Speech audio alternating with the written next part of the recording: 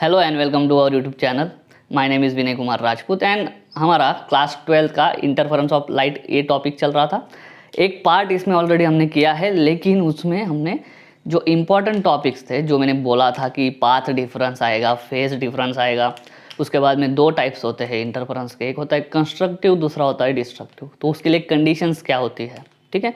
तो हमने इतना डीप में नहीं देखा था, तो आज उसी का पार्ट 2 होगा, जिसमें हम कंस्ट्रक्टिव इंटरफेरेंस अच्छे से देखेंगे, डिस्ट्रक्टिव देखेंगे और उसकी कंडीशंस हम जान लेंगे path difference and phase difference के टर्म्स में, ठीक है। अगर लास्ट वीडियो आपने नहीं देखा है तो ये समझ में नहीं आएगा, क्योंकि ये उसी का पार्ट 2 है, ठीक है। तो इसके पहले का वीडियो देखना बहुत ज़रूरी है, ठीक। तो लास्ट में हमने क्या देखा था इंटरफेरेंस पढ़ते हुए? सबसे पहला टॉपिक था हमारा प्रिंसिपल ऑफ सुपरपोजिशन। इसको पूरे डिटेल्ड में हमने क्या किया था, एक्सप्लेन किया था, ठीक है। उसके बाद में हमने इंटरफेरेंस की डेफिनेशन देखी थी, ठीक है, इंटरफेरेंस की डेफिनेशन। उसके बाद में टाइप्स देखे थे, एक था कंस्ट्रक्टिव इंटरफेरेंस, ठीक है, और दूसरा था डिस्ट्रक्टिव। और कुछ पाथ डिफरेंस, फेज डिफरेंस के बारे में बात करी थी, है ना। एसएचएम का इक्वेशन हमने यूज़ किया था, बाद में वेव इक्वेशन यूज़ किया था, और इक्वेशंस में कौन सा क्या होता है, मतलब एम्पलीट्यूड, उसके बाद में एंगुलर फ्रीक्वेंसी, उसके बाद में फेज क्या होता है, वो सारी चीज़ें देखी थी और फेज डिफरेंस निकाला था। और फेज डिफरेंस के बाद में पाथ डिफरेंस भी निकाला था, जो फॉर्मूला बहुत इंपॉर्टेंट था, ठीक है, जिसको हमने बॉक्स पे किया था। वो सारी चीज़ें आपको ध्यान में रखना जरूरी है। आज हम आगे का देखेंगे। सबसे पहले प्रिंसिपल ऑफ सुपरपोजिशन क्या होता है कि किसी एक मीडियम में दो या उससे ज़्यादा वेव्स अगर ट्रैवल कर रही है और वो एक पॉइंट पे आके एक दूसरे को मिल रही है, एक पॉइंट पे आके एक दूसरे को मिल रही है। वेव्स तो अपनी अपनी आराम से चलती है। एक बात ध्यान में रखना है, लास्ट वीडियो में मैंने बोला था कि एक वेव को दूसरे वेव से कोई फर्क नहीं पड़ता, हर एक वेव अपनी अपनी तरीके से चलती रहती है, ठीक है। मतलब में एक जो वेव है वो चलती रहेंगी, उसको ऐसा लगेगा कि दूसरी कोई वेव प्रेजेंट है ही नहीं। दूसरी वेव के बारे में भी वैसा होगा, तीसरी चौथी हर एक के बारे में वैसा ही होगा। क्या कि each wave travels in a medium as if other wave is not present. दूसरी कोई वेव है ही नहीं मीडियम में। इस तरीके से वेव अपने अपने हिसाब से चलती है। असर किस पे पड़ता है? पार्टिकल पे पड़ता है। और पार्टिकल क्या करता है?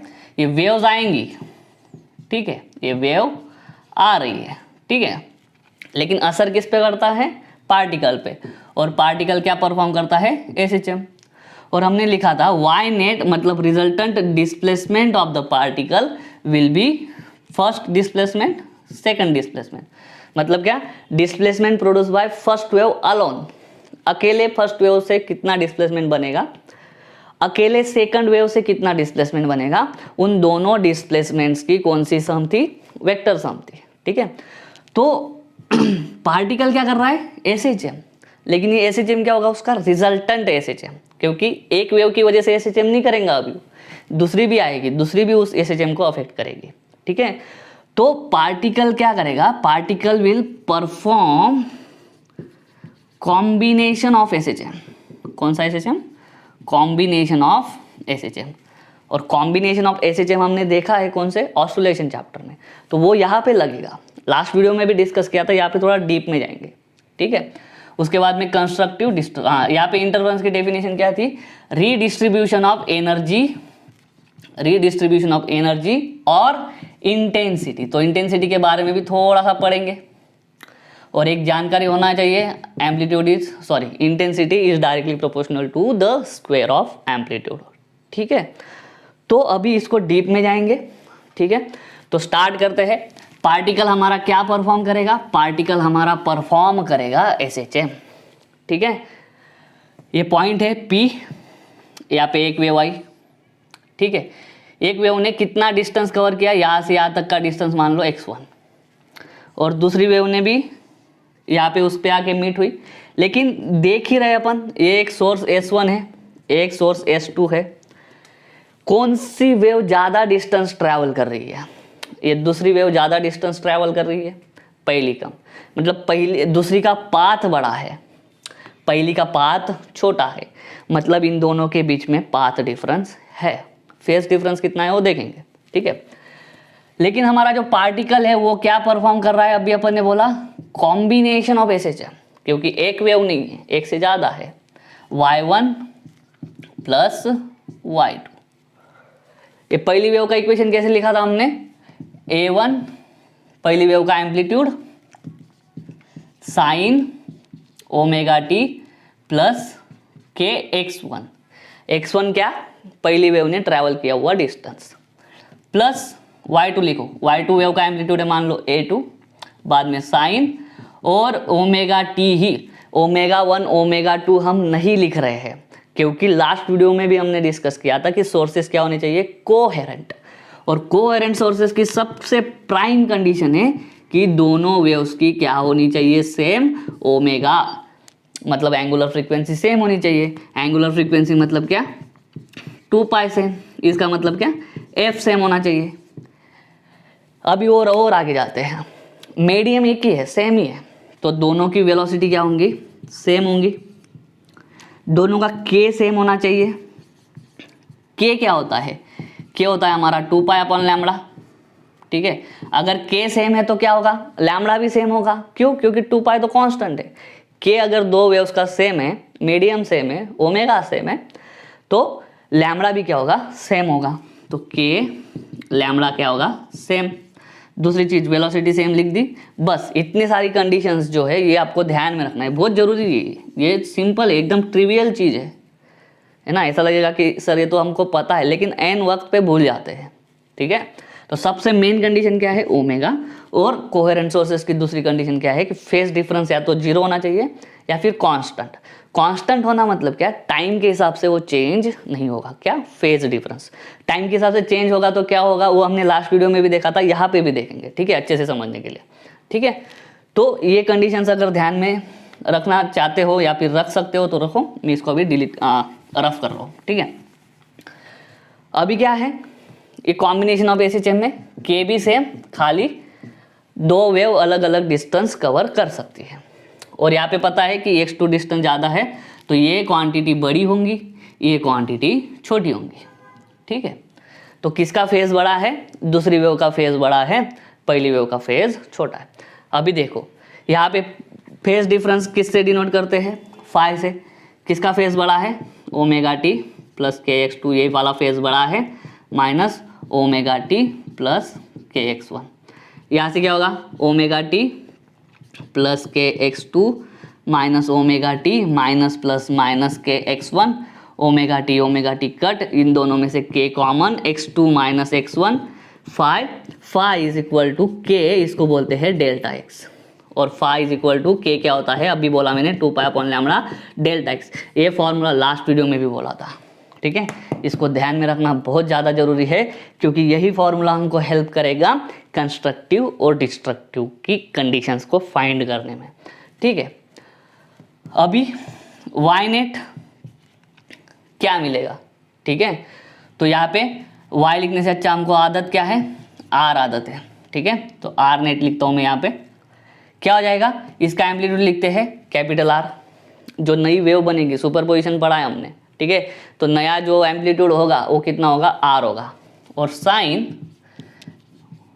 क्योंकि वहाँ पे भी एसएचएम ही हो रहा है ना, तो रिजल्टेंट जो आएगा उसका भी तो ए भी डिस्प्लेसमेंट वेक्टर, ए भी डिस्प्लेसमेंट, रिजल्टेंट भी तो सेम ही तरीके से आएगा, ठीक है। तो साइन ओमेगा टी तो एज इट इज रहेगा। के x1 या आगे क्या लिखते हैं वो मैं बताता हूँ, ठीक है। इसके लिए हमको क्या करना है, लास्ट टाइम जैसे किया था, स्केलर वेक्टर याद होना चाहिए, डिस्प्लेसमेंट वेक्टर क्वांटिटी, ये वेक्टर कौन सा आगे है, कौन सा फेज आगे है, सेकंड वाले का।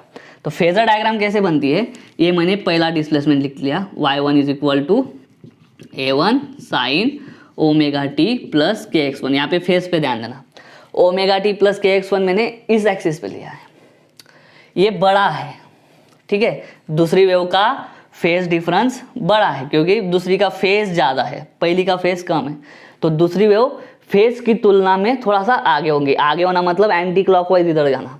तो मैं यहाँ पे दूसरी वेव निकालता हूँ, ये हो गई y2, ठीक है। तो इनका रिजल्टेंट, वेक्टर सम मतलब क्या, रिजल्टेंट निकालना है। तो इसके लिए क्या आता है, पैरेललोग्राम लो, तो उसको पैरेललोग्राम बना देते हैं और ऐसा रिजल्टेंट लिख दिया। ये क्या लिख दिया मैंने, r नेट। अभी फिर से क्या करना है आपको, फिर से हमें वही क्या जो स्केलर वेक्टर में करते हैं, r नेट क्या आता है, या फिर r स्क्वायर क्या आ जाएगा, a1 square plus a2 square plus 2a1 a2 cos phi. ये दोनों के बीच में कितना है फेज डिफरेंस 5। पहली वेव और दूसरी वेव के बीच का जो फेज डिफरेंस है वो कितना है 5।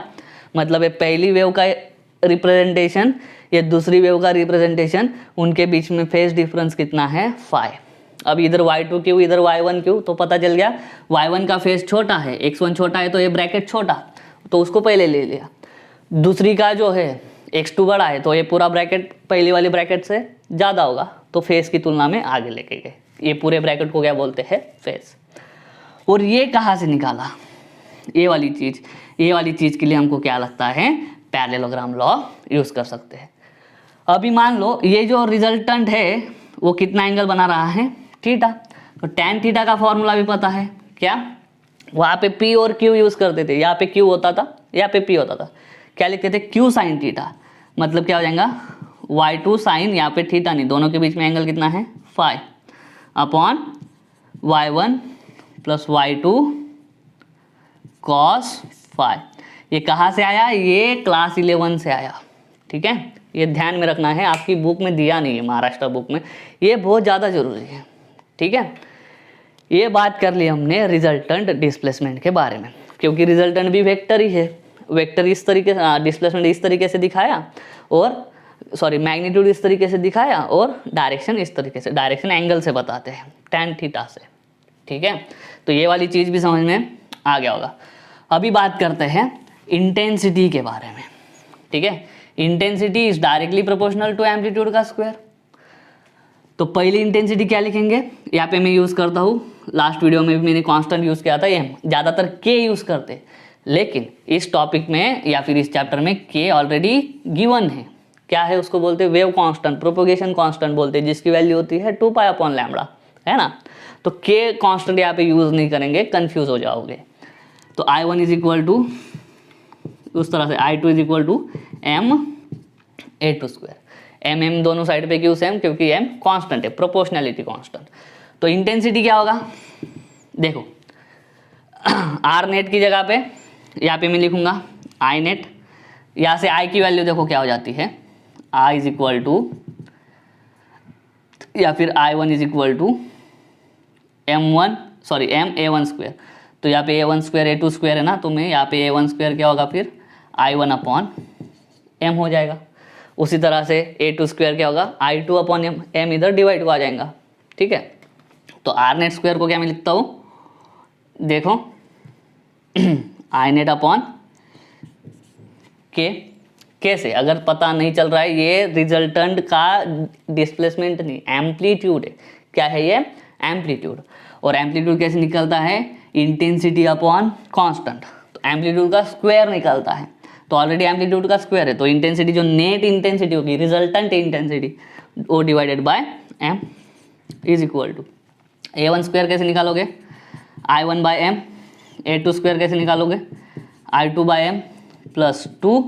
अभी a1 कैसे निकलेगा, अंडर रूट डालोगे, देयरफॉर a1 क्या हो जाएगा यहाँ पे under root I1 upon under root m, ठीक है।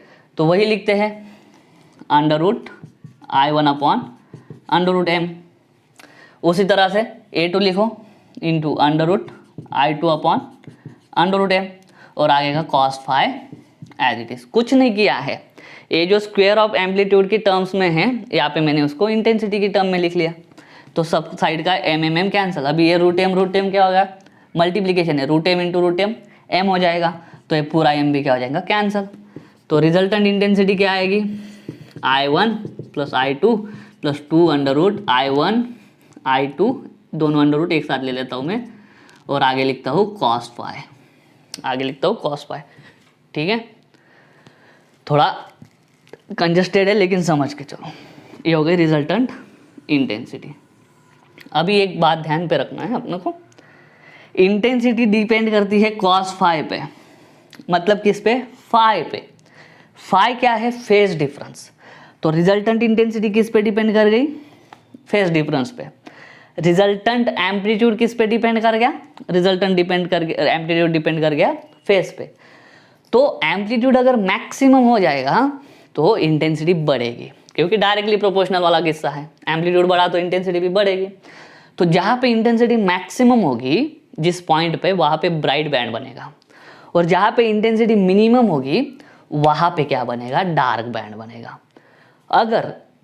अगर आपको डिस्टिंक्ट मतलब अच्छा वाला इंटरफेरेंस पैटर्न चाहिए, और हमको अच्छा वाला इंटरफेरेंस पैटर्न ही पढ़ना है, अगर आपको डिस्टिंक्ट इंटरफेरेंस पैटर्न चाहिए तो मैक्सिमम इंटेंसिटी क्या होगा, क्या होना चाहिए, ब्राइट वाला। लेकिन मिनिमम में क्या है, मिनिमम का इंटेंसिटी कितना होना चाहिए, 0, बीच में नहीं। अगर मैक्सिमम इंटेंसिटी है 12 तो मिनिमम बोलेंगे सर 2, 5, 6, इस तरीके से नहीं। मिनिमम कंपलसरी क्या होना चाहिए, 0, ठीक है। और मिनिमम कंपलसरी तभी होगी जब दोनों का एम्पलीट्यूड सेम होगा। A1 इज इक्वल टू क्या होगा, A2।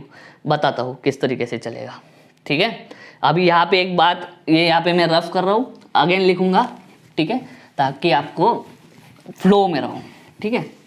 तो देखो क्या हुआ था, फाई मतलब फेज डिफरेंस लिखा था 2 pi upon lambda delta x.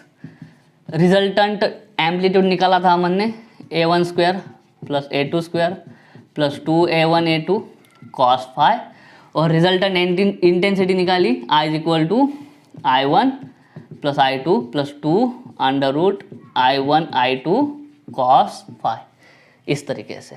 और डिस्टिंक्ट में मिनिमम कितना होना चाहिए, मिनिमम होना चाहिए आपका क्या बोलते हैं उसको, 0 इंटेंसिटी होना चाहिए, ठीक है।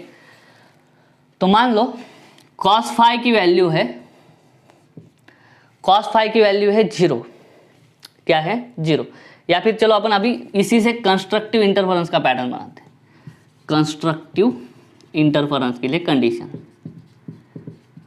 कंस्ट्रक्टिव इंटरफेरेंस के लिए कंडीशन निकालते हैं। अभी इसको आपको लिख लेना है, ठीक है। कंस्ट्रक्टिव इंटरफेरेंस में मतलब क्या, आर की वैल्यू मैक्सिमम होनी चाहिए, एम्पलीट्यूड मैक्सिमम रहेगा तभी इंटेंसिटी मैक्सिमम रहेगी। और आर की वैल्यू किस पे डिपेंड करती है, फाई पे, ठीक है। तो सबसे पहली चीज़ क्या है, कॉस फाई कितना होना चाहिए, मैक्सिमम होना चाहिए, क्योंकि अगर पूरा कॉस फाई मैक्सिमम आएगा तो प्रोडक्ट मैक्सिमम होगा। ये टर्म अगर ज़्यादा रही तो एडिशन सब ज़्यादा आ जाएगी, ठीक है। तो ब्राइट, तो कॉस फाई मैक्सिमम कितना होता है, कॉस फाई मैक्सिमम होता है +1, कितना होता है +1। तो यहाँ से फाई की वैल्यू निकालो, यहाँ से अगर फाई की वैल्यू आप निकालोगे तो क्या, cos 0 1 होता है, cos 2 पाई 1 होता है, cos 4 पाई 1 होता है। कैसे, ये वाली डायग्राम बहुत हेल्प करती है। यहाँ पे cos लिखोगे, यहाँ पे साइन लिखोगे, ठीक है। यहाँ पे +1, यहाँ पे +1, यहाँ पे -1, यहाँ पे -1। cos 0 1, घूम के आओ 360 मतलब 2 पाई 1, घूम के आओ 4 पाई, घूम के आओ 6 पाई 8 पाई, ठीक है। तो फाई क्या होगा, 0, 2 पाई 6 पाई 8 पाई। यहाँ से पता चल रहा होगा आपको क्या, कि कॉस की वैल्यू कितनी होनी चाहिए, 2n पाई, सॉरी फाई की वैल्यू कितनी होनी चाहिए, 2n पाई। आपके बुक में नहीं दिया है, यंग्स डबल स्लिट एक्सपेरिमेंट देखोगे ना तो वहाँ पे डायरेक्ट ये वाली कंडीशन यूज़ कर ली है। ऐसा लगता है कि उनको आपको सब पता है, लेकिन वैसा चीज़ है नहीं। तो फाई कैसा आना चाहिए, 2n पाई, ठीक है। अब ये फेस डिफरेंस की इसमें तो निकाल लिया अपन ने, अपने को पता है phi is equal to 2 pi upon lambda delta x. Therefore delta x is equal to क्या, ये डेल्टा एक्स इधर आएगा, फाई उधर जाएगा, तो देखो कैसा होगा थीटा लैम्बडा, सॉरी थीटा क्यों लिख रहा हूँ मैं, फाई लिख रहा हूँ, ठीक है। कैसे, डेल्टा एक्स इधर गया, ठीक है, और फाई क्या हो गया, इधर आ गया। या फिर क्या करते हैं, ये लैम्बडा इधर डिवाइड हुए, उधर जाके मल्टीप्लाई, तो फाई के साथ में लैम्बडा मल्टीप्लाई, 2 पाई इसके साथ में मल्टीप्लाई में था, वो डिवाइड में चला गया, ठीक है। देयरफॉर डेल्टा एक्स क्या आएगा अपना, देखो फाई की वैल्यू डालो 0, तो डेल्टा एक्स भी कितना आएगा, डेल्टा एक्स भी आएगा, पहली वैल्यू डाली 0। नेक्स्ट वैल्यू डालो 2 पाई, 2 पाई कट हो जाएगा लैम्बडा। नेक्स्ट वैल्यू डालो, ओ सॉरी यहाँ पे मैं क्या भूल गया, 4 पाई लिखना भूल गया, 4 पाई डालो इधर, फाई की वैल्यू 4 पाई डालो, क्या आ जाएगा, पाई तो कट हो जाएगा, 2 और 4 के बीच में डिवीजन, क्या आएगा ऊपर 2 आएगा, 2 लैम्बडा। नेक्स्ट क्या डालना है, 6 पाई, तो 6 पाई डालो फाई की जगह पे, पाई कट हो जाएगा, ऊपर 6 बचा नीचे 2 बचा, 2 3 सा 3 लैम्बडा। ऐसे करते करते क्या आएगा, आगे क्या आएगा 4 लैम्बडा, आगे करते करते 5 लैम्बडा। तो यहाँ पे बहुत सिंपल है, क्या आ जाएगा n लैम्बडा, खत्म चीज़, कंस्ट्रक्टिव इंटरफेरेंस के लिए मिला अपने को फेज डिफरेंस और पाथ डिफरेंस का जो कंडीशन है, पहला फेज डिफरेंस क्या होना चाहिए 0, 2 पाई, उसके बाद में 4 पाई, ऐसे करते करते 2n पाई। ये फेज डिफरेंस की टर्म में कंडीशन मिली है, ठीक है। और पाथ डिफरेंस की कंडीशन क्या है 0, लैम्बडा, 2 लैम्बडा, ऐसे करते करते n lambda, integral multiple of lambda. ये कंडीशन आपको जब तक आप एग्जाम नहीं दे देते हो ना CET JEE तब तक याद रखना है, ठीक है। और ये सारा झंझट हमने किसके लिए किया है, ये कंस्ट्रक्टिव के लिए ढूंढने के लिए कंडीशन। कंस्ट्रक्टिव इंटरफेरेंस मतलब ब्राइट बैंड के लिए कंडीशन क्या होनी चाहिए, उस हिसाब से हमने ढूंढा है phase difference path difference, phase difference path difference, सही है। अभी जाएंगे डिस्ट्रक्टिव के लिए। अभी किसके लिए जाएंगे, डिस्ट्रक्टिव इंटरफेरेंस, डिस्ट्रक्टिव। चलो बताइए कंडीशंस क्या होंगी। डिस्ट्रक्टिव मतलब इंटेंसिटी मिनिमम, एम्पलीट्यूड और इंटेंसिटी दोनों किस पे डिपेंड करते हैं, cos फाई पे, मतलब किस पे, फाई के। ये अगर cos फाई की वैल्यू मिनिमम होगी तभी ये प्रोडक्ट मिनिमम होगा और एडिशन भी क्या आएंगी, मिनिमम आएगी। तो cos फाई मिनिमम होना चाहिए, cos फाई क्या होना चाहिए, मिनिमम।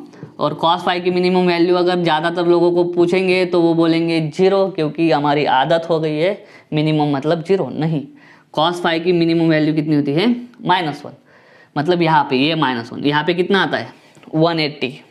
वापस घूम के आओ, वापस घूम के आओ, वापस घूम के आओ, ठीक है। Therefore phi is equal to 180 मतलब पाई रेडियन, ठीक है। पाई 2 पाई, वापस यहाँ पे 3 पाई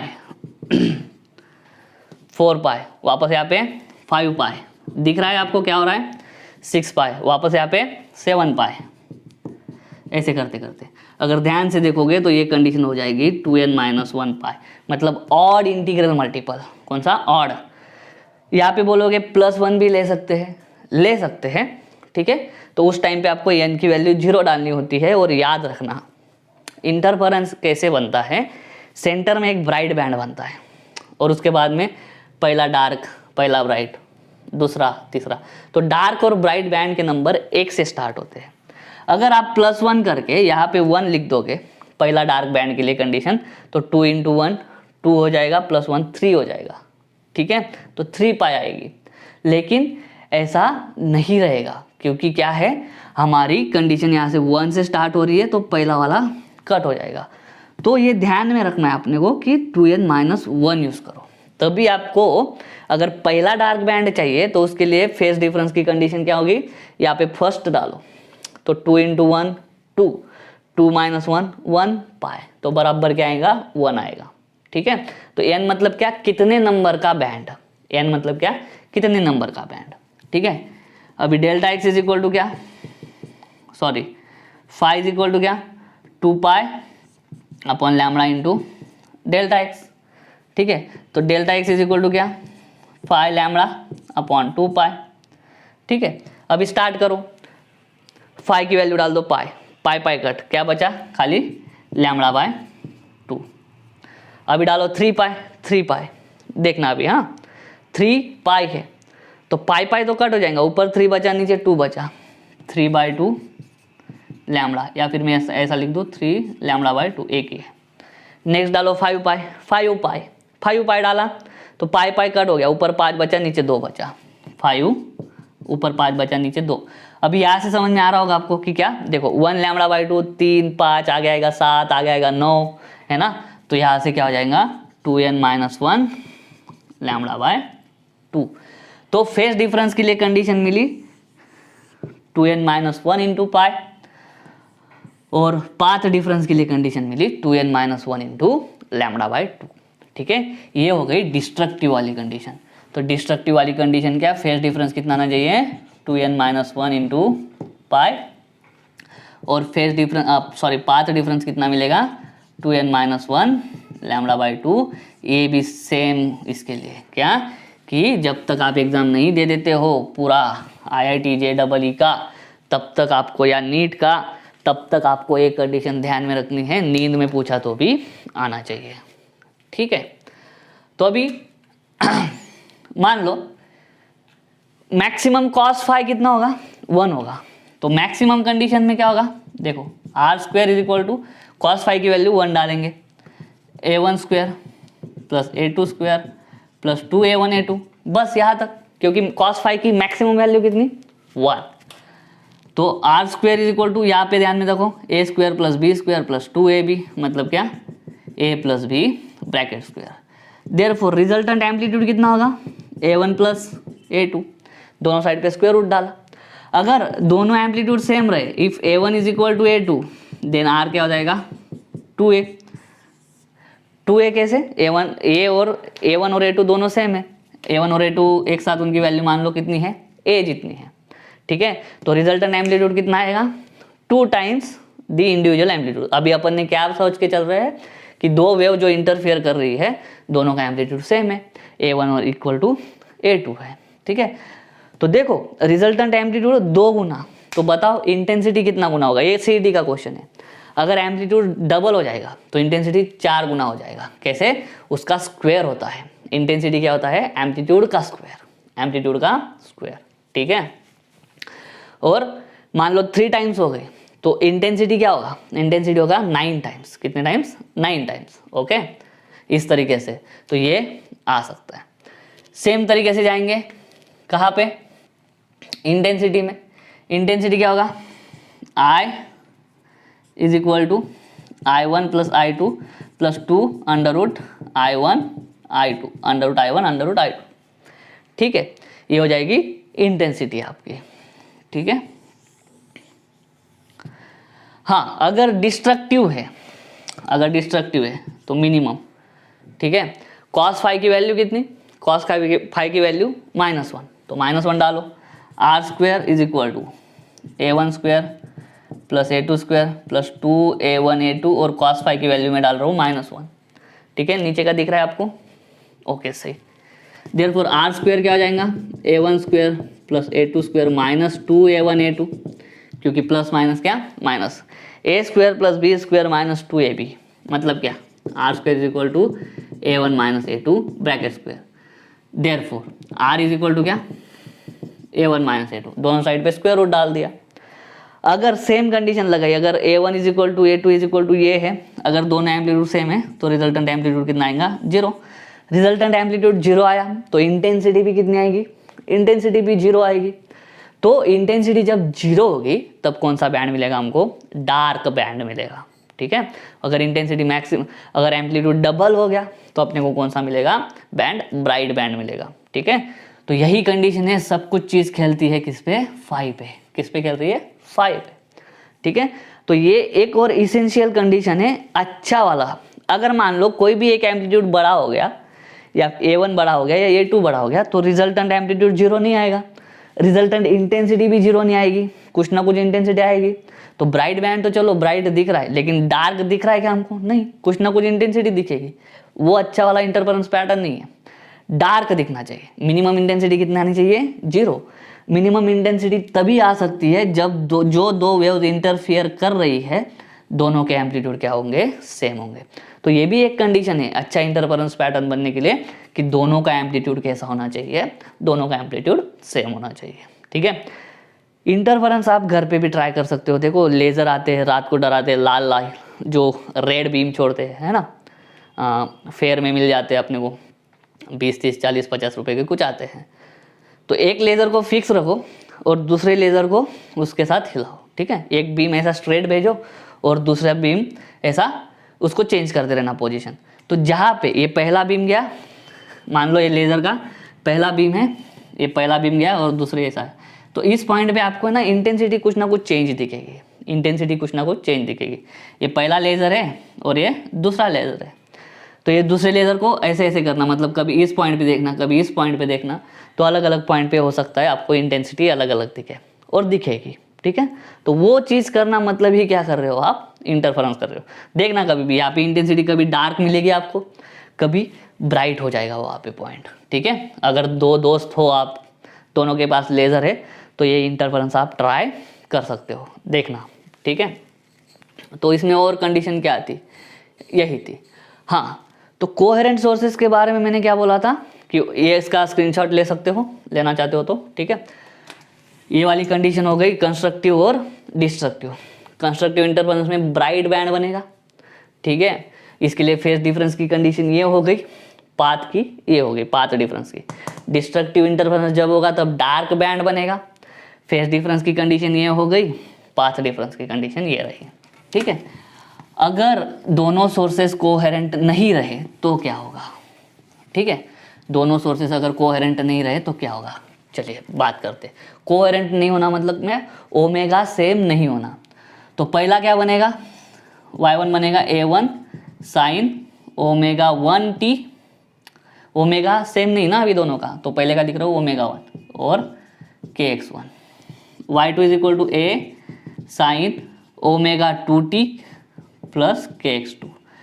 फेज डिफरेंस निकालने का ट्राई करो। फेज ये बड़ा वाला फेज ये है क्योंकि x2 बड़ा है, ठीक है। Omega 2t plus kx2 minus omega 1t plus kx1। Last case में क्या था, ओमेगा टी कट हो जा रहे थे, लेकिन यहाँ पे वैसा नहीं हो रहा है। ओमेगा 2t ये minus omega 1t plus kx2 minus plus minus kx1।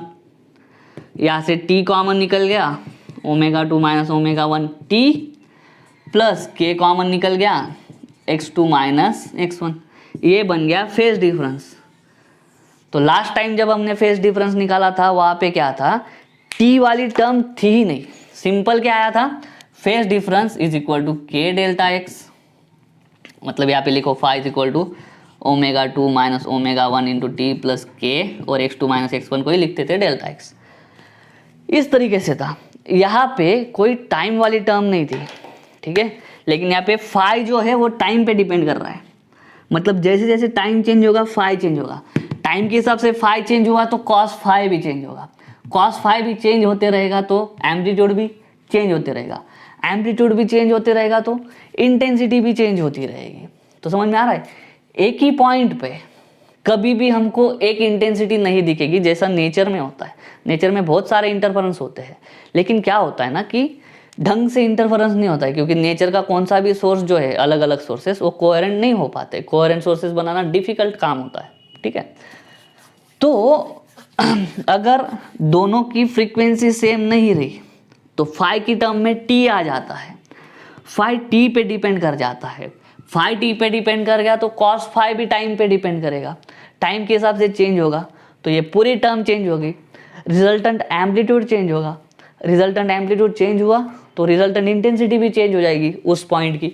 तो उस पॉइंट पे आपको कभी एक कांस्टेंट इंटेंसिटी नहीं दिखेगी, और कांस्टेंट इंटेंसिटी नहीं दिखेगी तो अपन बता ही नहीं सकते हैं कि उस पॉइंट पे कौन सा बैंड बन रहा है, डार्क बन रहा है या ब्राइट बन रहा है या बीच वाला बन रहा है, क्योंकि इंटेंसिटी वहाँ पे टाइम के हिसाब से कंटिन्यूअस चेंज हो रही है, क्योंकि फाई टाइम पे डिपेंड कर गया।